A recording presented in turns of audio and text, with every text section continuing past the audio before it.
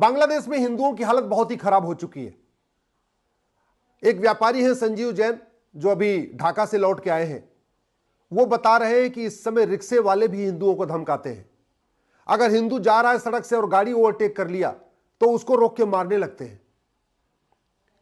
सब्जी वाले जब पैसा लेते हैं सब पैसा वापस नहीं करते, जो बचा हुआ पैसा है। गांव में पलायन हो रहा है, खेतों पे कब्जा हो रहा है, दुकानों पे कब्जा हो रहा है, उनके मकान पे कब्जा हो रहा है। बहन बेटियां स्कूल कॉलेज जाना बंद कर चुकी हैं। और ये लोग कोई वहां घुसपैठिए नहीं है, ये सदियों से वहां रहते रहे। ये सब हिंदू हैं। पहले तो पूरा पूरा ईस्ट बंगाल ही सब हिंदू हुआ करते थे, पहले कोई मुसलमान था ही नहीं भाई। 15वीं शताब्दी में बाबर के आने के पहले यहां कोई मुसलमान था ही नहीं। तो वैसे आप देखिए तो बांग्लादेश में जो भी हैं वो सारे के सारे या तो हिंदू हैं या तो कन्वर्टेड हिंदू हैं। एक बात समझ में नहीं आ रही है, बांग्लादेश में 16 करोड़ कन्वर्टेड हिंदू हैं और हिंदू मात्र 1 करोड़ है। अगर इस 16 करोड़ कन्वर्टेड हिंदुओं में अगर एक मान लें कि 1 करोड़ भी अगर रेडिकल हो चुके हैं, 1 करोड़ जमाती के मेंबर बन चुके हैं, तो 15 करोड़ तो शांतिप्रिय हैं। तो ये 15 करोड़ जो कन्वर्टेड हिंदू हैं वो 1 करोड़ हिंदुओं की रक्षा क्यों नहीं कर रहे? अपने पड़ोसियों की रक्षा क्यों नहीं कर रहे? बांग्लादेश में चाहे वो गांव हो, चाहे वो मोहल्ला हो, चाहे शहर का हो, चाहे गांव देहात का हो, जो रेशियो है गांव में और मोहल्ले में वो 80-20 का है या 90-10 का है। मतलब 80 घर कन्वर्टेड हिंदू हैं तो 20 घर हिंदू हैं। या कहीं कहीं ऐसा भी है कि हिंदू मात्र 10 घर हैं और कन्वर्टेड हिंदू 90 घर हैं।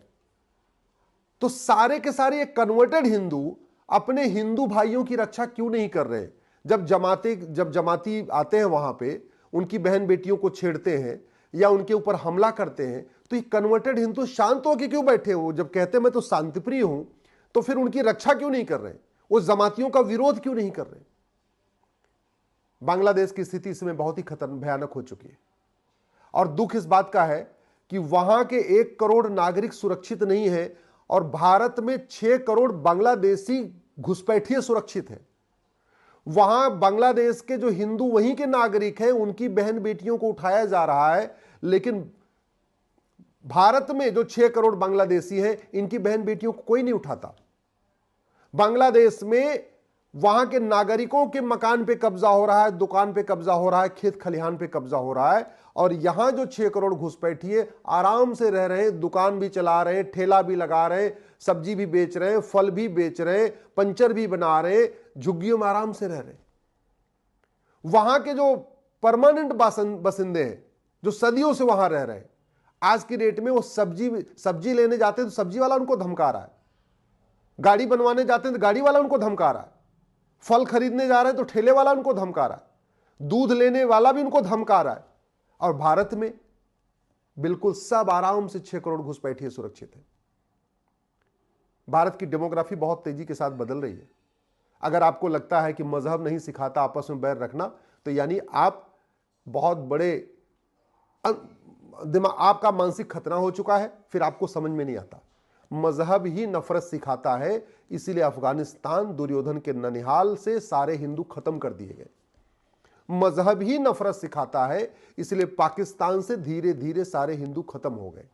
मजहब ही नफरत सिखाता है, इसलिए आज बांग्लादेश में पिता के सामने बेटी का बलात्कार हो रहा है, बच्चों के सामने मां का बलात्कार हो रहा है, पति के सामने पत्नी का बलात्कार हो रहा है, भाई के सामने बहन का बलात्कार हो रहा है। मजहब ही नफरत सिखाता है, इसीलिए एक कन्वर्टेड वहां का जो दूध वाला है वो हिंदुओं को आंख दिखा रहा है, रिक्शा वाला भी वहां आंख दिखा रहा है। बड़े बड़े वहां जो करोड़पति हिंदू हैं अपने घर में डर के मारे बैठे हुए हैं, किसी से कोई बात नहीं करते। लोग उनका पैसा ले जा रहे हैं, वो उधार वापस नहीं मांग रहे। ये सिचुएशन हो चुकी है बांग्लादेश के हिंदुओं की। और फिर भी ये जो नफरती सोच है जिसने पाकिस्तान से हिंदुओं को मिटाया, अब अफगानिस्तान से हिंदुओं को मिटाया, बांग्लादेश से हिंदुओं को मिटा रही है, ये जो नफरती सोच जिसने मालदीव से हिंदुओं को खत्म कर दिया, वो नफरती सोच पैदा करने वाले भारत में 5 लाख स्कूल हैं। 5 लाख, 1-2 नहीं। ऐसा कोई मोहल्ला नहीं है जहां एक नफरती स्कूल नहीं है, ऐसा कोई वार्ड नहीं है जहां ऐसा नफरती स्कूल नहीं खुल गया है, ऐसा कोई गांव नहीं है जहां नफरती स्कूल नहीं चल रहा है। और नफरती स्कूल किसके नाम पे चल रहा है? माइनॉरिटी के नाम पे। माइनॉरिटी आज तक हमने डिफाइन ही नहीं किया। अगर भारत को बचाना है तो सबसे पहला काम करना चाहिए, माइनॉरिटी को डिफाइन कर देना चाहिए और भारत में यूनिफॉर्म एजुकेशन सिस्टम लागू करना चाहिए। चाहे वो आप पाकिस्तान हो, चाहे अफगानिस्तान हो, चाहे बांग्लादेश हो, चाहे सीरिया। ये जो लोग वहां पे जिहाद फैला रहे हैं, ये पेट में जहाज सीख नहीं आते, बाहर आते हैं, जब किताब पढ़ते हैं, स्कूल में जाते हैं, तालीम लेते हैं, वहां से सीखते हैं। और जो तालीम सीरिया में चल रही है, जो तालीम अब पाकिस्तान, अफगानिस्तान, बांग्लादेश में चल रही है, वही तालीम तो भारत के स्कूलों में भी दी जा रही है। और किसके नाम पे दी जा रही है? माइनॉरिटी के नाम पे। इस देश के नेता अच्छी तरीके समझ लें, भाषणबाजी करने से कुछ नहीं होगा। अभिनेता अच्छी तरीके समझ लें, फिल्में बनाने से कुछ नहीं होगा। लेखक बुद्धिजीवी अच्छी तरीके समझ लें, आर्टिकल लिखने से कुछ नहीं होगा। भारत की डेमोग्राफी बदल रही है, उसका मूल कारण है लब जिहाद, लैंड जिहाद, ड्रग जिहाद, घुसपैठ जिहाद, धर्मांतरण जिहाद, जनसंख्या जिहाद। भाषण देने से लब जिहाद, ड्रग जिहाद, घुसपैठ जिहाद, धर्मांतरण जिहाद, जनसंख्या जिहाद नहीं रुकेगा। कथा करने से, मंदिर बनाने से डेमोग्राफी नहीं रुकेगी। जो बदल रही है वो नहीं बचेगी।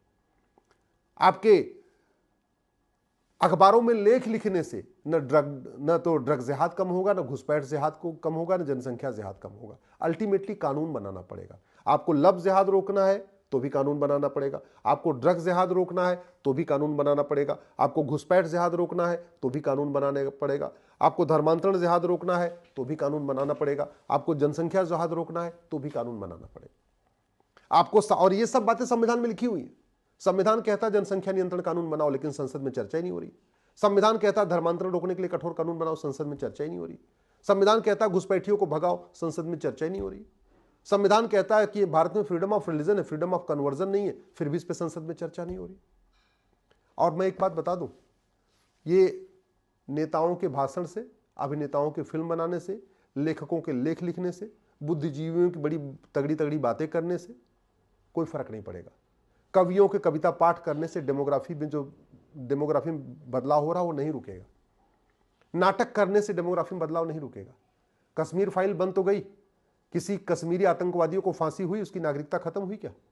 साबरमती फाइल बंद तो गई, साबरमती में जिन्होंने आग लगाया था किसी को फांसी हुई, किसी की नागरिकता खत्म हुई, किसी को आजीवन कारावास हुआ क्या? केरल फाइल बंद तो गई, किसी धर्मांतरण कराने वाले मिशनरी जिहादी की नागरिकता खत्म हुई, उसको फांसी हुई, आजीवन कारावास हुआ क्या? मैं बार बार कह रहा हूं, कानून बदलना पड़ेगा।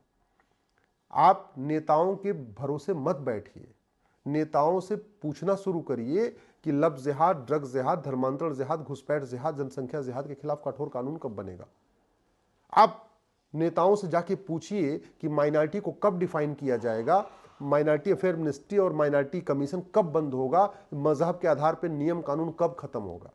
आप नेताओं से पूछिए कि ये जो मजहब के आधार पे Christian marriage act, Parsi marriage act और शरीयत एक्ट चल रहा है, ये कब खत्म होगा और संविधान का आर्टिकल 44 कब लागू होगा। आप नेताओं से जाके पूछिए कि जब घुसपैठ राष्ट्र की सुरक्षा के लिए खतरा है, देश की एकता अखंडता के लिए खतरा है, अपने आप में इनडायरेक्ट वॉर है, ये अपने आप ये ऑर्गेनाइज क्राइम है, ये देशद्रोह है, तो फिर घुसपैठियों और उनके मददगारों के खिलाफ एनसे, यूएपीए, वेजिंग वॉर, देशद्रोह, गैंगस्टर एक्ट क्यों नहीं लग रहा है। आप ये नेताओं ने क्या किया है, आपको अंबेडकरवाद, गांधीवाद, लोहियावाद, समाजवाद की ना अफीम खिला दिया है और वो आप अफीम खा के बैठे हुए। नेताओं ने आपको जाति भाषा क्षेत्र की अफीम खिला दिया है और आप जाति भाषा क्षेत्र की अफीम खा के बैठे हुए।